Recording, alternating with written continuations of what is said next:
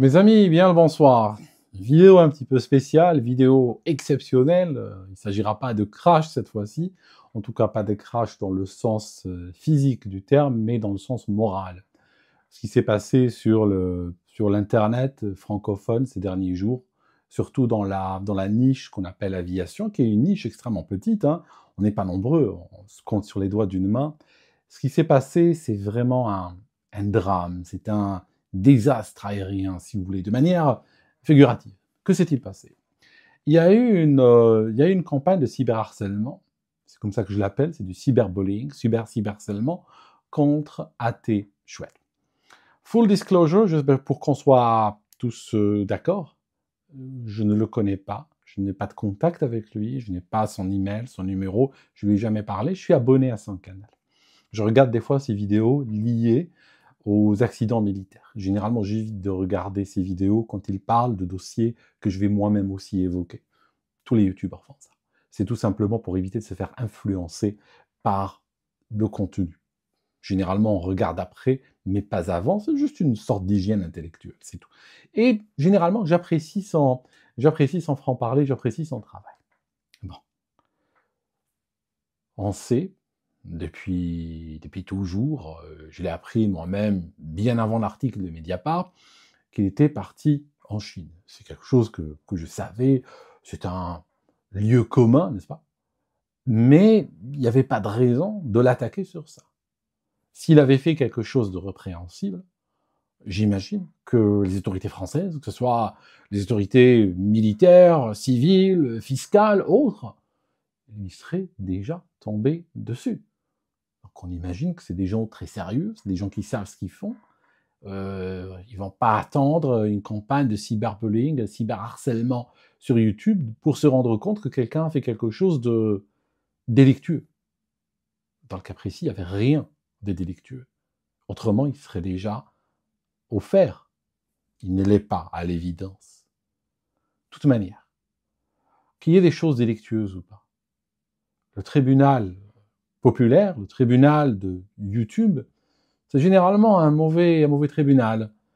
Et j'ai moi-même j'ai subi dans ma vie, vous savez, c'est très dur de faire ce métier, tu sais, d'être sur Internet et parler, tout ça, tu t'exposes beaucoup. Et tu en ramasses, hein, et c'est pas facile, et parfois ça peut t'atteindre. J'ai eu probablement 3 campagnes de cyberharcèlement depuis que j'ai commencé. La première m'a fait très mal, vraiment, elle m'avait mis par terre. C'était, je pense, c'est le bizutage. C'était une manière de rentrer vraiment dans la cour, dans la cour des grands. C'était soit je survis à cette campagne et je suis toujours là en ligne, soit je ferme tous mes comptes et je disparais. J'étais à 2 doigts de disparaître. Après, il y a eu une autre campagne, qui m'avait ouvert les yeux et qui m'a montré que parfois, pour parler d'AT Chouette, que parfois les apparences peuvent être trompeuses. Tu sais, AT Chouette est parti, ou AT Chouette, je suis désolé si je prononce correctement, il n'y a pas d'intention de ma part, c'est juste tel que je le perçois. Est parti en Chine. Parti en Chine, d'accord. Ok. Et après, qu'est-ce qu'il est parti faire en Chine? Je ne peux pas juger, moi, ce qu'il est parti faire en Chine. Il était militaire et il part en Chine. On n'est pas en guerre avec la Chine, à ce que je sache.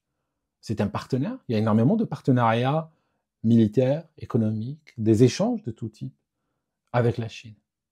Donc, peut-être qu'il est parti dans un cadre de diplomatie soft. Ça arrive. Diplomatie soft, un échange de bons procédés entre la France et la Chine. C'est peut-être ça. Peut-être qu'il est parti pour jeter un pont de dialogue, d'apaisement, d'échange. J'en sais rien, moi. Peut-être qu'il est parti pour autre chose. Peut-être qu'il est parti, et encore une fois, je ne le connais pas, je ne lui ai jamais parlé. Peut-être qu'il est parti pour une raison qu'il ne peut pas avouer. Peut-être une raison honorable, mais qu'il ne peut pas dire. Exemple, je vous donne une. Je la tire d'une expérience particulière qui m'est arrivée à moi. Où des fois, tu peux te retrouver dans une situation. Toutes les apparences sont contre toi et tu ne peux pas te défendre. Parce que si tu te défends, tu as des arguments bétons qui pourront faire taire tout le monde, sauf que tu ne peux pas les utiliser. Parce que si tu utilises ces arguments, tu détruis complètement tout ce que tu as fait. Je vous donne juste un exemple. C'est juste un exemple. Je ne dis pas que c'est vrai. Qui connaît les pilotes chinois de l'intérieur? Qui connaît leur capacité opérationnelle? Qui les a vus à l'entraînement en Chine? Qui connaît leur niveau de leurs skills, leur niveau d'airmanship, de pilotage? Qui connaît leur niveau technique? Qui connaît leur combativité? Qui connaît leur niveau d'anglais, par exemple? Qui connaît ça? Ils fréquentent pas des bars à Paris ou à Londres, ces pilotes. Qui sait ce genre d'informations? Attéchué le sait. Ok? C'est peut-être pour ça qu'il est parti. Il est peut-être en service commandé, qui sait? D'accord? Donc le mec, il part potentiellement servir son pays pour aller peut-être s'informer sur les Chinois et faire de la soft diplomatie et apporter des informations de première main. Et après, des gens sur YouTube l'apprennent et puis commencent à dire c'est un traître et tout ça. Si vous voulez des traîtres, vous savez, je vous donne juste un exemple, si vous voulez des traîtres. La France a vendu Alstom aux États-Unis. Ils l'ont vendu. Une fois qu'Alstom est devenu propriété des Américains, ils ont pris toute la propriété intellectuelle, ils ont pris tout le savoir-faire qu'il y avait à l'intérieur, et après la France l'a racheté. Ça signifie que les Américains, ils ont eu les secrets gratuitement. Vous voyez ce que je veux dire? Si vous cherchez des situations de trahison, je peux vous en donner. Hein. J'ai un annuaire, hein, j'ai l'équivalent d'un annuaire Paris-Banlieue, d'histoire de trahison. Sérieux cette fois-ci, des vrais, documentés. D'accord? Au lieu de... J'ai vu sa vidéo réponse. Je ne l'ai pas vu entièrement, je me suis arrêté au milieu. Pourquoi? Parce que j'étais gêné, parce que j'ai trouvé que, franchement, pour qu'un gars qui vienne partager de l'aviation et des choses techniques et tout ça, en arriver à se défendre en parlant de sa famille, en parlant de ses enfants, en évoquant des histoires privées, parler même de sa santé. Qu'est-ce qu'il y a de plus intime que la santé? Qui a envie de venir étaler sur un canal suivi par je ne sais pas combien de centaines de milliers de personnes, venir étaler des dossiers médicaux pour se défendre? Qui a envie de faire ça? Tu le ferais, toi? Tu étalerais ton dossier médical? Tu étalerais celui de ton épouse? Tu viendrais le montrer? On a poussé à ça, le gars. C'est grave. C'est pour ça que j'ai arrêté. Je n'ai pas voulu être complice de ça. Je n'ai pas voulu être complice de... Je trouve ça complètement indigne, en fait. Il y a une toxicité dans l'aviation. Et pas dans l'aviation seulement sur YouTube. Dans l'aviation vraie, réelle. Tu sais, je vais te dire un truc. Dans le monde des pilotes, il n'y a pas de classe moyenne. Tu as des gens très très bien. Vraiment. Des gens compétents, sympas, humbles. Vraiment. Tu sais, je pense en particulier, là j'ai un ami qui me vient en tête, il est capitaine sur Boeing 777. Waouh! Le gars super humble, super terre à terre. Il y a un autre qui me vient en tête. Il est... je le rencontre pour la première fois, on discute, tout ça. Oui, je suis pilote. Super. Un peu plus tard, tu es pilote sur quoi? Moi, 747. Ah, t'es capitaine ou first officer? Non, je suis commandant de bord sur 747. Ok? Tu dois lui tirer le verre du nez. Alors qu'il y a des gens, ils ont 3 heures en Cessna 152, il va venir te le cracher à la figure. Voilà. Que lui, il sait que toi, tu sais rien parce que, voilà, il est en formation dans telle école et tout ça. Il commence à insulter des pilotes ou insulter des gens par Instagram ou sur Internet, etc. Et venir cracher leur venin partout. Alors que c'est des gens qui sont en formation, ils n'ont même pas eu leur premier job. Ils sont déjà en train d'insulter tout le monde. Et gare à toi avec ce genre de personnes, si jamais un jour tu te trompes. Imagine que tu te trompes sur une conversion. Imagine que toi, tu as l'impression que l'avion est légèrement à droite et puis lui pense que non. Waouh, tu deviens pire qu'une bête à ses yeux. Mais il va te le faire savoir. Donc je disais que il n'y a pas de classe moyenne dans l'aviation. L'autre souci aussi avec cette histoire d'Atéchouette, c'est que mon nom a été aussi évoqué. Ça veut dire que ils se sont dit, du moment qu'on est en train de partir sur une campagne de cyberharcèlement contre AT, n'est-ce pas? Pourquoi ne pas se faire aussi l'autre là, le gars là à Londres dans sa bagnole et tout ça, pourquoi ne pas se le faire aussi, comme ça on fait d'une pierre deux coups? Et là, oui, lui, tu sais, il a écrit un livre sur la Lune, il a dit que la NASA n'avait pas marché, n'avait pas envoyé des hommes sur la Lune dans les années 60 et tout ça. Bon, écoutez, ce livre, je ne l'ai jamais évoqué sur ce canal. D'accord? Ce livre, il est là. Je ne l'ai jamais évoqué sur ce canal. Trouvez une vidéo, je vais montrer. Ok? Pourquoi?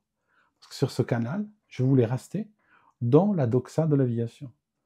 Les vidéos sont toutes, à 99,9%, basées sur les versions officielles des enquêtes des autorités. Il y a une vidéo ou deux où je trouve qu'il y a à dire, il y a des choses à dire, en plus de ce qu'ont dit les autorités. Et à ce moment-là, je le signale clairement et je dis que là, il y a des opinions dissonantes ou il y a autre chose dans ce dossier. Et ceux qui ont des soucis avec ma version, vous lisez ce livre et vous voyez pourquoi je crois ce que je crois. Moi, j'ai grandi dans un monde, mes amis, moi j'ai vu l'histoire des couveuses, tu sais, cette nana qui est venue pleurer devant le Congrès américain en parlant des atrocités des Irakiens au Koweït. J'ai vu cette nana venir pleurer en se présentant comme une infirmière koweïtienne qui était au Koweït et qu'elle a vu ça de ses propres yeux. Alors qu'en réalité, toute l'histoire était faite par une agence de communication. Et la nana, elle avait 15 ans et elle était la fille de l'ambassadeur du Koweït à Washington. Elle n'était pas au Koweït, elle n'est pas infirmière, elle n'a pas vu ces crimes et ils n'ont jamais existé. C'était de la com. Ça a été diffusé sur des centaines de canaux télévisés. J'ai vu ça, moi. J'ai vu Colin Powell agiter une fiole d'armes de destruction massive de Saddam pour justifier la guerre en Irak. J'ai vu ça. C'était pas des armes de destruction massive.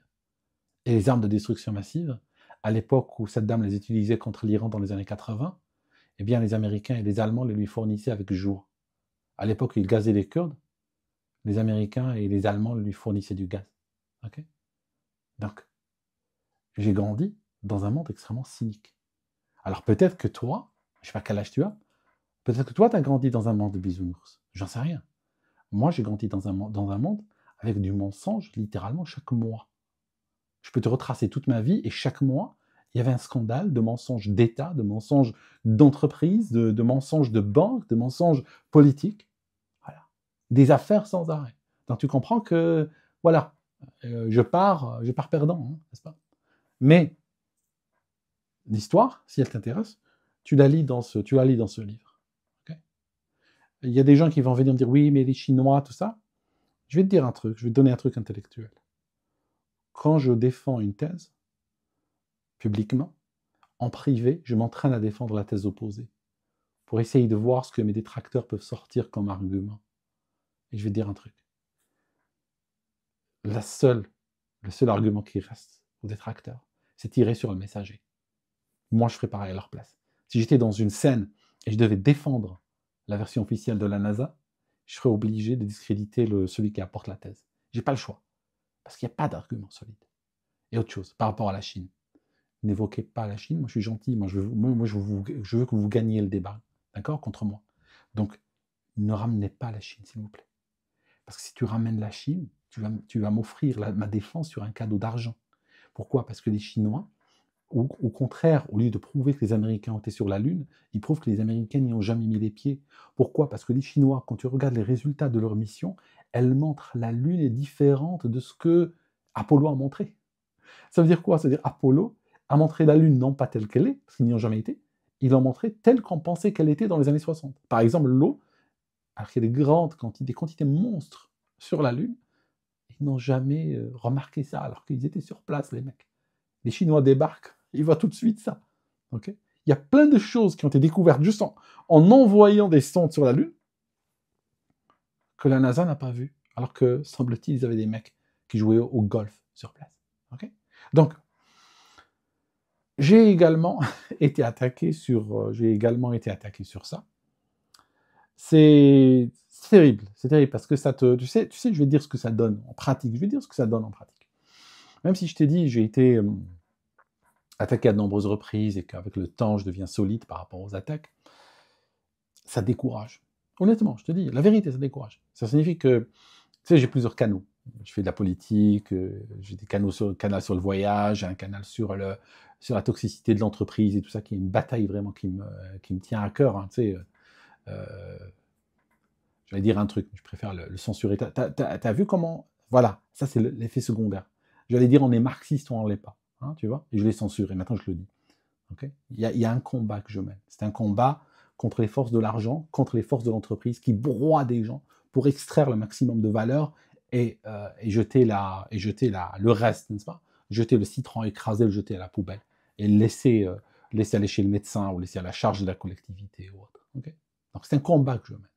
Mais derrière, il y a des valeurs, derrière, il y a un fonctionnement, il y a un cheminement politique. C'est pas juste un combat que je mène par hasard. Okay, je disais que le premier problème, c'est qu'on arrive à s'auto-censurer. Comme je viens de le faire là devant vous. C'était pas programmé, c'était pas exprès. Tu vois. On s'auto-censure. Ça, c'est le premier point. Parce qu'il y a un climat de terreur. Parce que tu te dis, tout ce que je pourrais raconter, sera retenu contre moi.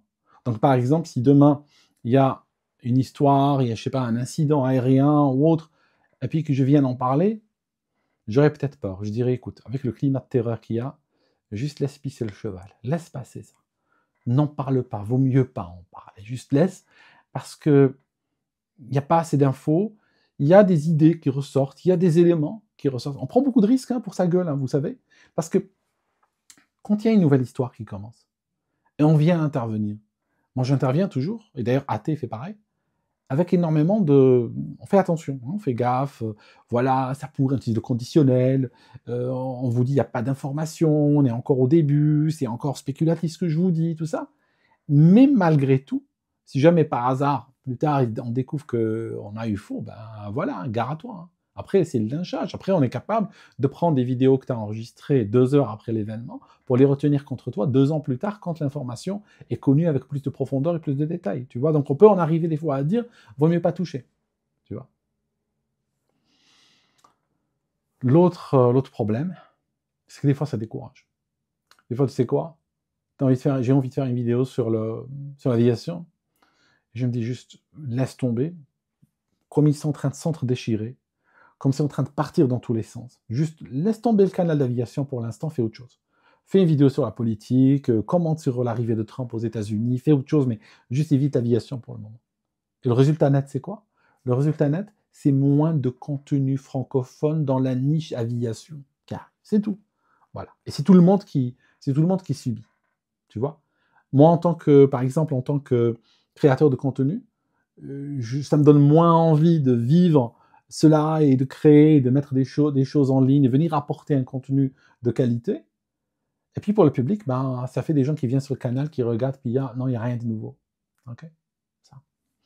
Dernière chose, je vous disais, A.T. Chouette a dit qu'il avait un problème d'AVC. Il a fait un AVC jeune, il avait la trentaine, il a fait un AVC, il a perdu son Class 1. Tu sais, le problème de pilote, c'est ton Class 1, c'est le document peut-être le plus important que tu as.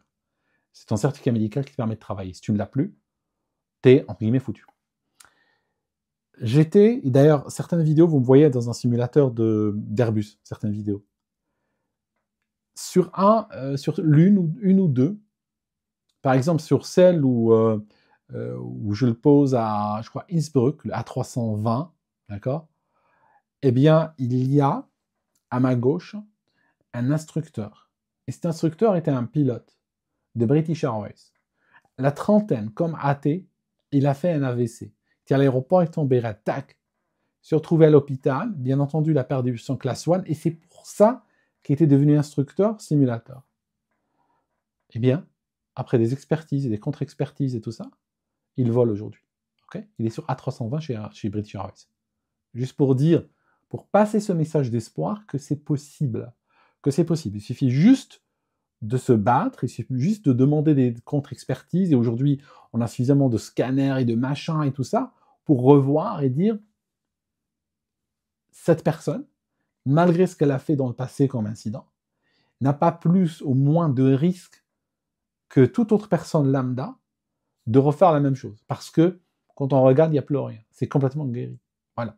Il est jeune, il est en bonne santé, tout ça, il a dû se prendre un petit peu de G, et puis c'est terminé. Okay, donc, mes amis, voilà, c'est juste, je voulais partager ça avec vous, mon ressenti. Là, on est à 20 minutes.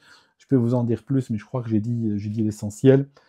Encore une fois, ces histoires, en général, qui impliquent des militaires, des pays, des machins, sont beaucoup plus compliquées pour être traitées au tribunal de YouTube. Le gars, potentiellement, il pourrait se défendre, mais il ne peut pas, parce que pour se défendre, il doit dire des choses, cette fois-ci, vraiment confidentielles. Donc, il ne peut pas utiliser des arguments, donc il va se faire lyncher, et puis il va essayer de parler, tout ça, mais il ne pourra pas se défendre. Et ça, c'est pire qui puisse arriver. Ça m'est arrivé, honnêtement. Vraiment, ça m'est arrivé d'être dans une situation pareille, dans une situation de lynchage. Pour ceux qui s'en rappellent, sans trop vous donner de détails, à l'époque où il y avait des attentats en France, j'étais en train de travailler sur la déradicalisation.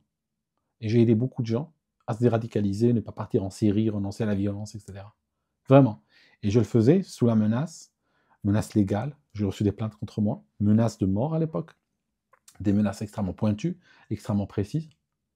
Et le dernier point, c'est que je me suis retrouvé avec l'extrême droite racialiste qui avait déclaré que j'étais un agent de l'Iran, que je travaillais pour l'Iran. Okay, je peux te dire, quand on t'accuse de choses comme ça, c'est très dur de prouver quelque chose qui n'a pas été. Tu comprends? C'est très dur de prouver quelque chose n'est pas. Ça a été, ils ont mis main dans la main avec les islamistes, et j'ai eu des attaques énormes, énormes. Et en fait, j'avais même des islamistes qui me contactaient, qui me disaient hey, « Regarde, bonjour mon frère, comment tu te sens là maintenant hein? Tu vois, tu nous attaquais nous, regarde maintenant qui t'attaque. Hein? Tu cherchais à défendre ces gens, et puis aujourd'hui, regarde comment ils te traitent. Hein? Comment tu te sens maintenant, cher frère? Tu vois ce que je veux dire? Bon. Le résultat net de cette histoire, de ce harcèlement, c'est que, bon, ok, je suis sorti plus fort, je suis sorti renforcé, tout ça, il n'y a pas de souci. Mais il y a eu beaucoup de choses qui ont été perdues. Ce qui a été perdu en particulier, c'est que je faisais des vidéos à l'époque sur la déradicalisation islamique qui faisaient du 700-800 000 vues facilement. J'en ai même à 1 million de vues. Okay, qui touchaient beaucoup de jeunes. Qui leur permettaient de reconnecter avec leur humanité. Et éviter de prendre les armes contre leur pays, contre leur société. Rejoindre des groupes terroristes qui les chassaient en ligne. Parce que ce que je faisais, moi, je parlais leur langage. Parce que je connaissais ces groupes. Ah oui, j'ai grandi dans une société qui était gangrénée par ça, donc à l'époque. Donc je connais bien. Ce qui fait que je savais le contre-discours qui marchait. Et ce contre-discours, je le livrais. Et ça gênait beaucoup, beaucoup, beaucoup les recruteurs. Parce que quand un jeune m'écoutait, il y avait beaucoup plus de mal après avec lui, à le recruter, l'embobiner. Résultat net, j'ai fait quoi? J'ai arrêté. Ouais, j'ai arrêté. Voilà. Campagne de harcèlement, je me suis dit, je touche plus à ça. Et c'est une promesse que j'ai faite il y a 8 ans, 9 ans de ça. Et je suis toujours vrai à cette promesse. Je ne touche plus à ça.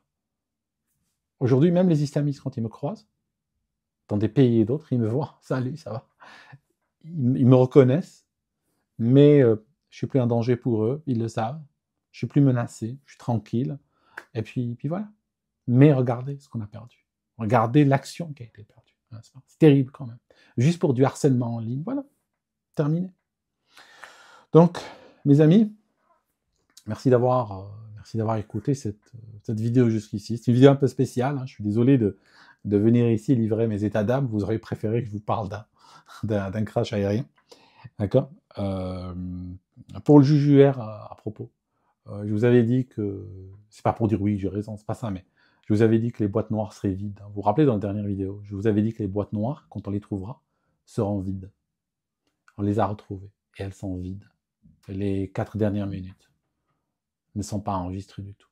Okay, donc tout ce qui nous reste, c'est les vidéos, les tracés radars, d'autres informations. Vous savez que les avions n'ont pas que les boîtes noires, hein, juste entre nous, hein, juste comme ça au passage. Les avions n'ont pas que les boîtes noires. Bon, c'est vrai qu'il y a les boîtes noires, ce qu'on appelle le CVR qui enregistre les voix et le DFDR qui enregistre les données, mais il y a énormément de systèmes électroniques avec des cartes qui gardent en mémoire des informations. Mais le problème, ces systèmes-là, ils ne sont pas toujours protégés. Ça veut dire que des fois, on trouve des fragments de circuits électroniques Et si on arrive des fois à fouiller dedans, trouver des datas, des morceaux de data. Pas beaucoup, mais des morceaux. Des fois, et dans le cas précis, je pense qu'on est dans ce scénario, comme l'avion a été complètement pulvérisé, il a brûlé pendant longtemps, je pense que même ces circuits électroniques ont été détruits au-delà de toute possibilité de récupération. Voilà mes amis, merci d'avoir écouté cette vidéo jusqu'ici. Le livre, on n'a pas marché sur la Lune, puisqu'on en est là, bah, je vous le montre. Hein. Voilà, on n'a pas marché sur la Lune, il est disponible sur Amazon. Okay, et je sais qu'il a suscité beaucoup de questions, vraiment beaucoup de questions. Et je suis sensible à ces questions-là, bien entendu. Et je ferai peut-être potentiellement une suite. Pas une édition 2, mais peut-être une suite en 2025 ou 2026. À propos, il y a une image ici. C'est une image que j'ai téléchargée du site de la NASA, j'ai réduit l'exposition et on voit, ça c'est normalement le soleil, hein, n'est-ce pas? C'est le soleil normalement, hein, voilà. Et en réalité, plus on réduit l'exposition, plus on découvre qu'en fait, il y a même une lampe de cinéma, n'est-ce pas? Et ça, c'est le culot de la lampe qui est chaud, hein, n'est-ce pas? La partie chaude et blanche, ça c'est le métal du réflecteur. Okay, voilà. Je te donne même le numéro de la photo sur le livre. Ouais. Terrible. Trop de mensonges, vraiment trop de mensonges. Voilà. Merci mes amis d'avoir écouté encore une fois. 26 minutes de vidéo, je crois qu'on arrête là. À très bientôt et je reviendrai plus tard dans une vidéo sur une histoire d'aviation. À très bientôt.